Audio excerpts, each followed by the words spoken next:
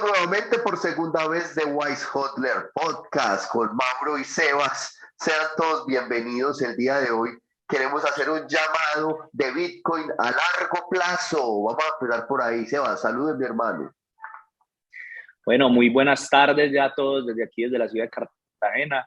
Empezando hoy este podcast que esperamos que sea muy enriquecedor para todos, que cada vez coja más fuerza. Por eso es importante que nos ayuden a difundir y a compartir esta información al final. Si es valiosa la información y de valor para ustedes, pues ayúdenos a compartirla. Bueno, ¿Cómo vamos, Mauro? Muy bien, hermano, mucho estudio, mirando muchas cosas que están pasando. Va como a 1000, el planeta está como a 1000, cada día pasan 88.900 cosas al mismo tiempo y uno como uff. Y bueno, pues el Bitcoin tiene que ver con cada una de ellas, porque el Bitcoin es algo que se esparce por todos los elementos de la civilización, por así decirlo. Lo mismo que es el dinero, la tecnología del dinero. Entonces, vamos a empezar con que empecemos por allá, porque en Francia había una máquina que estaba ardiendo, ¿no? Sí, había una máquina de impresión de billetes que estaba ardiendo. ¿Será que se quemó imprimir tanto? Esa es la mejor metáfora de lo que está sucediendo realmente con el dinero fiduciario, con el dinero que conocemos y con el Bitcoin, que realmente se está acabando, se está cayendo a pedazos literalmente. El dinero fiduciario y la inflación que está pasando en la mayoría de países es impresionante. Entonces, vamos a hablar del problema, porque para uno poder comprender Bitcoin, uno no puede llegar solo a Bitcoin sin uno comprender, por decir algo, de dónde viene la inflación, cuál es la historia de la inflación, cómo funciona nuestra sistema de impresión monetaria. Estamos en una economía que se llama keynesiana. Entonces, si uno no se da cuenta de que hay algo que se llama el autoritarismo financiero, que hay vigilancia total, ¿cierto? Entonces, ahí uno dice, ¿para qué Bitcoin? Cuando usted no lo necesita, ¿para qué Bitcoin? Pero cuando empiezan a pasar una serie de cosas tan importantes como lo que han pasado en muchos países, como lo que está pasando en Argentina, ya pasó en Venezuela, en Grecia, Ucrania. Como lo que le pasó a Wikileaks. A Wikileaks. Entonces, autoritarismo financiero, lo que le pasó a Wikileaks. Lo que está pasando, que ya vamos a hablar acerca de eso, en Canadá, ha pasado muchas veces, mejor dicho, en muchas partes. Entonces, el darse uno cuenta de todos estos movimientos lo hace a uno reflexionar acerca de la importancia de Bitcoin, de por qué es tan importante. Entonces, lo que pasa, Mauro, es que cuando uno entiende cómo funciona el sistema financiero, qué es lo que está impulsando el sistema financiero, sobre todo al momento de imprimir dinero, es que uno dice, lo primero, lo que está sucediendo es algo importante, y segundo, cómo me va a proteger de lo que está pasando, porque es que no solamente es en otros países, es que eso hay que traerlo a nuestra realidad. ¿Qué es lo que nos está pasando a todos acá en nuestra realidad? ¿Qué es lo que pasa o qué afecta eso que está pasando afuera cuando yo salgo y compro algún producto o algún servicio? Y eso es muy importante tenerlo en cuenta. Entonces, bueno, a Canadá les llegó el momento de las protestas, les llegó el momento de algo que llaman el Freedom Convoy, y pues allá hay unos camioneros que están rebotados por cosas de las que nosotros no vamos a hablar, porque no nos vamos a poder hablar aquí abiertamente de política, aunque sí quisiera decir algo. Es necesario que los políticos de hoy en día salgan y digan su posición acerca de Bitcoin abiertamente. Necesaria. Pero entonces, ¿qué está pasando en Canadá? Que una plataforma muy famosa que se llama GoFundMe, que es para fondear diferentes tipos de proyectos, sobre todo sociales. Este Freedom Convoy de Canadá tenía una cuenta para recibir donaciones y las estaba recibiendo, y pues GoFundMe decidió que no estaba bien, o le dijo el gobierno, o no sé cómo fue, pero cogieron los fondos y se los llevaron para otro lugar. ¿Cómo es eso posible? O sea, usted le donó a una causa Y GoFundMe le dice, ay, mira, es que tú no le puedes donar a esa causa, entonces nosotros vamos a coger tu plata y se la vamos a donar a otra causa diferente. ¿Os qué se Se la parece donamos, eso? se la donamos al que sea amiguito de nosotros. El que no nos esté armando el revolcón acá en este momento. El que no Entonces, hable, el que no hable en contra de lo que nosotros queremos que hablen. entonces, Canadá hubo una orden de suspensión de cuentas bancarias, es decir, hubo una orden dándole permiso a los bancos de que suspendieran cualquier cuenta bancaria sin necesidad de una orden judicial, que eso en Canadá no se podía. Sacaron una, que eso es como por estado de emergencia y Oh, todo. y te digo una cosa, Mauro, eso tampoco pasa en ningunos países. Pues aquí eso sí, por aquí cae no pasa tampoco. En Colombia no, no le bloquean a uno cuentas. Ah, No. sin orden judicial. Ah, bueno, entonces, esto mismo le pasó a Wikileaks, esto mismo le ha pasado a muchas personas y por eso empiezan a buscar soluciones como lo son Bitcoin. Bueno, ha habido un gran número de Bitcoins donados a esta causa y a muchas más por medio de plataformas y de sistemas de donación que son más de persona a persona, peer-to-peer, que no necesitan de terceros, que no tocan cuentas bancarias. Entonces le da pues a las personas ciertas posibilidades que no da el sistema financiero actual. Importantísimo. Ahora bien, una noticia muy importante y es que recuperaron 3.6 billones de dólares de unos Bitcoin hackeados de Bitfinex en el 2016. Esta es una noticia muy importante porque, primero que todo, es la confiscación, se dice sí, sí, sí, o sea, Sí, confiscación. es el confiscamiento, es la confiscación de la confiscación más grande del mundo en la historia de nuestro planeta, 3.6 billones de dinero robado o de dinero confiscado de cualquier forma, incluso pues frente a De dinero de hecho, de narcotráficos y otra hecho, cosa. de hecho hay un dato bien interesante ahí, Mauro, y es que cuando se confiscaron estos, porque en realidad fueron 120.000 bitcoins, 126, 136.000, no me acuerdo bien la cifra exacta, eran 70 millones de dólares. Hoy, después de pocos años, 2 años y medio, casi 3 años, No, fueron 6. bueno, 6 años, estamos hablando que la valorización del Bitcoin ha llevado a que sea 3.600 millones de dólares. Y eso demuestra que frente a otros activos, como por ejemplo el oro, Bitcoin está muy, muy, muy por encima de estos otros activos de refugio de valor. Entonces, primero para que ustedes vean la comparación, hace 6 años eran 70 millones, hoy son, en realidad hoy serían 4.5 billones porque hay unos que todavía no se han recuperado. Entonces son 3.6. Entonces, ¿qué pasa? Hay algo importante a comprender. Primero, ¿por qué Bitcoin a largo plazo? Esto es a largo plazo, esto es para hacer un cambio total de mentalidad, para la gratificación instantánea, sacarla de tu vida y empezar a pensar en el largo plazo. Y así vas a tener una calidad de vida mucho mejor porque tú vas a volverte más robusto en cuestión de activos, porque Y tienes no el solo activo más eso, robusto. no solo eso, Mauro, sino también en construir desde cero una nueva base de la sociedad, porque realmente ese es el trasfondo. Uno poder tener un activo que te permita no solamente ser un nómada digital, porque hay personas que no le interesan ser nómadas digitales, pero esto te lo permite realmente. O sea, literalmente hoy el fenómeno que está pasando en muchos países como Salvador, que son nómadas, ahorita escuchaba a Max Kaiser y decía que eran nómadas digitales con los bolsillos llenos, construyendo una nueva sociedad, construyendo una nueva forma de vida, y eso es muy importante. Entonces, importantísimo comprender, el Bitcoin es malo para lavar dinero. Así que sáquense eso de la cabeza, que todavía los medios hablan, esos son balbuceos.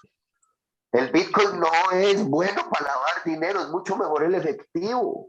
De hecho, Mauro, eh, se puede decir que Bitcoin en realidad no es anónimo, Bitcoin es rastreable. De hecho, por eso fue que encontraron estos Bitcoin de Bitfinex, porque pudieron rastrear durante varios meses varias transacciones y varias compras que estas personas estaban usando en tarjetas regalo de Bitcoin, y esa plataforma en la que estaban comprando las tarjetas regalo de Bitcoin en Walmart, pues tenían una dirección asociada a su correo electrónico, y así fue que pudieron llegar a ellos. Entonces realmente eh, las personas que se dedican a lavar dinero pues dejaron de hacerlo a través de Bitcoin hace varios años.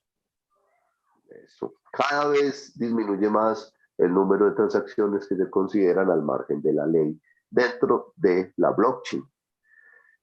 La blockchain es un libro contable abierto, descentralizado, transparente, inmutable. Es decir, nos cuida a todos, señores políticos. El Bitcoin nos cuida a todos. Hay que legislar de una forma amable con este activo de tanta importancia. Entonces, en Rusia también viene pasando algo, hermano, ¿ah? Rusia está pasando por una transición bien interesante. De hecho, hace poco se habían pronunciado, habían dicho que no, que ellos iban a prohibir el Bitcoin, y al parecer lo que querían era comprar barato. Yo creo que esos movimientos se hacen también. Y ahorita que está empezando realmente a nivel institucional y a nivel gubernamental el mundo Bitcoin, porque digamos que desde el 2017 hacia acá sí había permitido muchas cosas en el espacio de criptomonedas y Bitcoin. Estos movimientos que van a empezar a hacer varias naciones, hay que saberlos leer también. Ahora están hablando de que no solamente lo van a legislar y lo van a colocar como moneda legal, sino que también van a dar beneficios a los mineros que pues empiecen a minar en mina. ¿Qué quieren decir beneficios? Pues que les van a dejar básicamente, o les van a dar, me imagino que subsidios, o la luz Para la se la van a energía. dejar mucho más económica. Entonces ahí nace algo muy interesante que yo sé que vos vas a explicar de forma magistral, que se llama el hashing force, o lo que va a empezar a suceder con las naciones y con la defensa de Estado a través de lo que es la minería de criptomonedas o de la minería de Bitcoin como tal. Una de las propuestas más magistrales que han estado saliendo en los últimos tiempos acerca de Bitcoin es Bitcoin como herramienta de seguridad nacional. Bitcoin como herramienta de proteger una nación frente a diferentes temas, inestabilidad económica, muchas cosas. Pero entonces se empieza a hablar de que como hay unas fuerzas navales o los Marines, las fuerzas de los Marines, o fuerzas militares, o fuerza aérea, hay una fuerza del hash, la hashing force, porque se trata también de proteger el hashing power de una nación, la capacidad de minado para que esa comunidad o esa nación o ese estado pueda conectarse directamente a la blockchain de Bitcoin y pueda ser soberano estando en ella sin tener que depender de nodos o de minería de terceros. Entonces, eso ya es algo de Estado-nación. Entonces, Rusia empieza a darse cuenta de esto y muy impresionante me parece. Igual en Estados Unidos están muy avanzados, la verdad, están muy avanzados, hay una capacidad de minado muy grande, hay una capacidad de ociosa de energía muy grande que permite que los mineros se vayan para allá. Los favoreció la prohibición de la minería en China De China. y de Bitcoin. Entonces empieza a haber una competencia. ¿Y por qué es importante esta competencia? Póngale cuidado a este concepto que es muy importante y es, nosotros hemos llegado a un momento en el que la proyección del poder por medio de la guerra o de la fuerza, que en eso estamos, se da pues por bombas nucleares que permiten que no haya una guerra directa, porque pues si hay una guerra nuclear sería desastrosa para todos. Y digamos que ya se usan mucho los drones, aviones drones que se dan contra... Entonces, es decir, una guerra podría ser entre drones y eso sería mejor pues que mandar humanos a que me maten entre ellos, pero el problema es que esos drones pueden ser escalados hasta bombas nucleares y pues el droncito lanza una bomba nuclear y bueno, ya saben lo que pasa. Entonces, ¿qué pasa? El proof of work de Bitcoin, o sea, la prueba de trabajo, que es como se llama el algoritmo, empieza a colocar una competencia que podría, a colocar una competencia en la escena mundial que podría desmonetizar la guerra, que podría llevar mucho de lo que necesita la guerra, del presupuesto de la guerra, llevarlo simplemente a máquinas que ponen electricidad a pasar a través de ellas para hacer Bitcoin, para crear Bitcoin. Entonces eso le va a dar estabilidad energética al mundo y va a permitir que haya otra forma de pelear sin tener que estar pues como matando personas y al movernos a un estándar de una moneda sonante o a que el patrón sea Bitcoin, que es una moneda sonante, dura, que no se puede imprimir más, que, no, que eso tendría un cambio muy grande en la sociedad, que es colocar al Banco Central no a que imprima dinero, es decir, no a que maneje la política monetaria, sino a que se ocupe de otras cosas, que ya no se trata de si imprime más, si imprime menos, sino de que haya una economía sana, De que haya una buena administración. de eso se trata entonces. Y cuando nosotros colocamos Bitcoin en un balance general, o sea, hay una empresa, hay una nación, ese balance es como si llenara agua bendita a ese balance general, hermano. O sea, se limpia porque da transparencia y da solidez.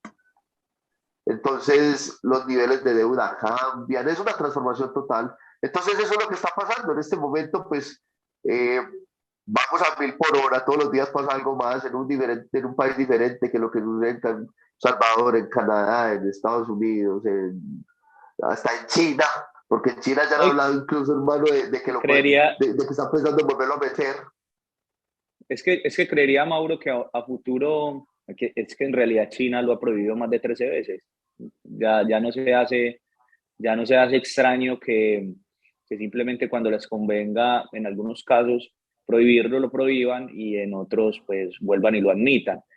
De hecho, se está hablando en el mundo de los bitcoiners y de las personas que están moviendo todos los protocolos sobre Bitcoin, y es que van a haber inclusive países que van a operar sobre el sistema fiduciario y habrá otros que no van a estar de acuerdo y estarán montados sobre lo que es Bitcoin. Sin embargo, eh, hay algo bien interesante y es que cuando el dinero o la forma en que se mueve la política monetaria de un país deja de ser fungible, es decir, deja de controlar o sea, no es dinero duro, no es dinero que no se pueda imprimir más o no se puede hacer más de la nada, se empieza a utilizar, cuando ese tipo de dinero se empieza a utilizar como un arma de guerra, que es como lo han utilizado la mayoría de países en los últimos años.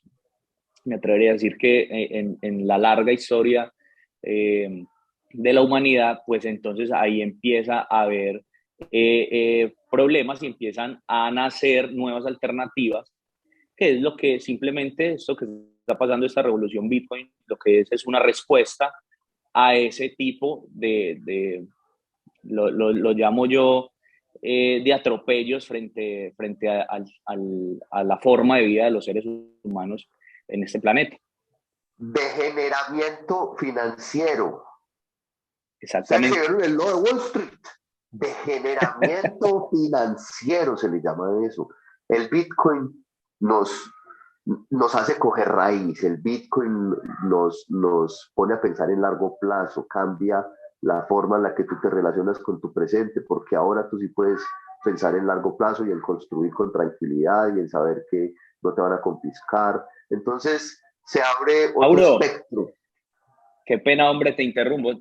Una persona, y de hecho varias me preguntan como, bueno, y entonces, ¿yo cómo hago si el Bitcoin es para largo plazo y para yo sostenerlo a largo plazo? Entonces, ¿yo cómo vivo? ¿Yo cómo hago para vivir? Si el Bitcoin no es para vender nunca, entonces, ¿cómo es que yo vivo sabiendo que el Bitcoin es para no venderlo nunca.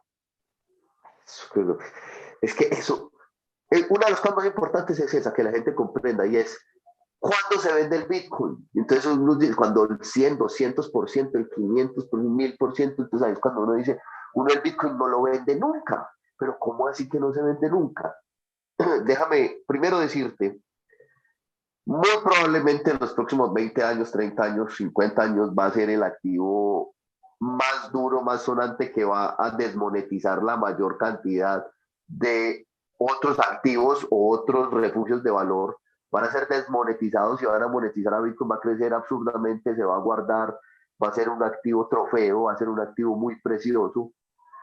Pero lo que han hecho las verdaderas personas muy hábiles en mover capital siempre ha sido apalancarse de esos activos para generar flujo de caja, y con ese flujo, o para endeudarse, por así decirlo, pero es una hipoteca donde ese efectivo, ese fiat, te puede permitir generar flujo de caja, y de diferentes maneras tú vas a poder, eh, pues, primero esperar a la valorización, porque 2 años después, 3 años después, no te va a permitir pagar los intereses.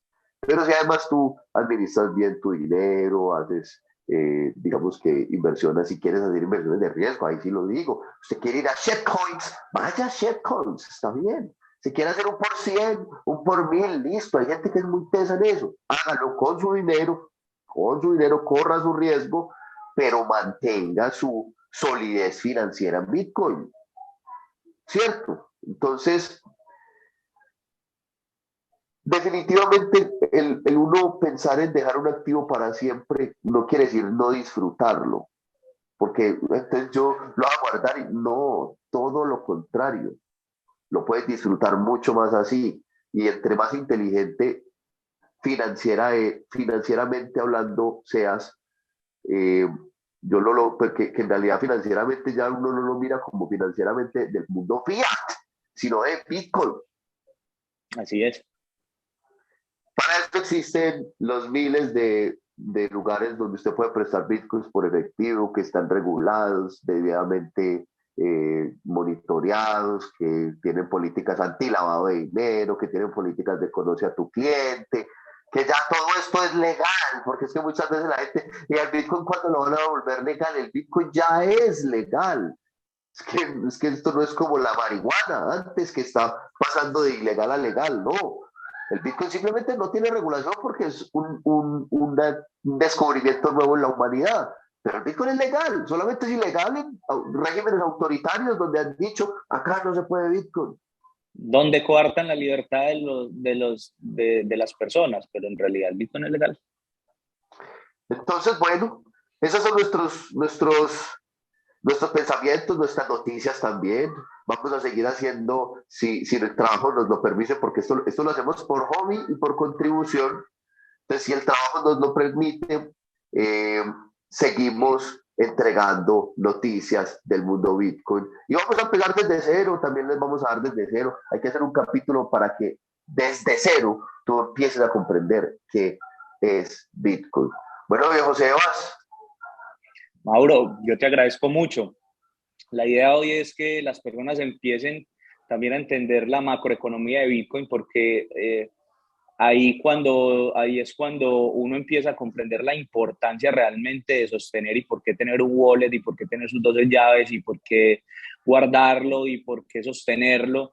Es cuando uno empieza a entender lo que está pasando a nivel global. Entonces, esperamos que toda esta información siga siendo de mucho valor, que le podamos seguir entregando de forma sin ánimo de lucro y gratuita a las personas a través de estos podcasts, y que ellos puedan generar esa conciencia, no solamente cada persona, sino en sus familias, de lo que está sucediendo, de lo que va a pasar. Y en algún momento tocaremos temas álgidos también, porque no lastimosamente, sino antes afortunadamente, diría yo, también toca esferas políticos por los laditos, aunque Bitcoin es neutro, pero lo toca porque al irse acomodando, desacomodando intereses. Entonces es muy importante que la gente comprenda todo eso. Entonces yo te agradezco todo este tiempo, vamos a seguir promoviendo. Vuelvo y les digo, si a ustedes les parece que esta información es de valor y les parece interesante, síganos y compártanos, que eso es muy importante para nosotros, para llegarle a muchísimas personas. Suscríbete aquí. Mira, yo quería hacer un último comentario.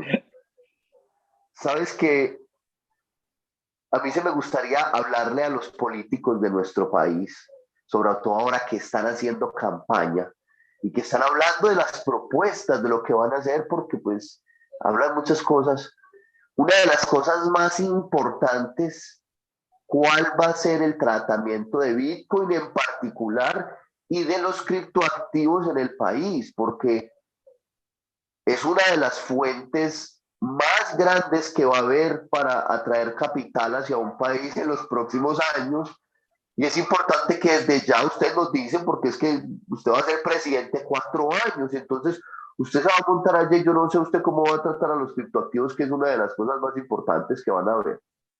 ¿Ah? Ya es una de las industrias más grandes que hay, ya Es que, hoy, a hoy. es que, es que Bitcoin es la marca más exitosa de la historia de la humanidad.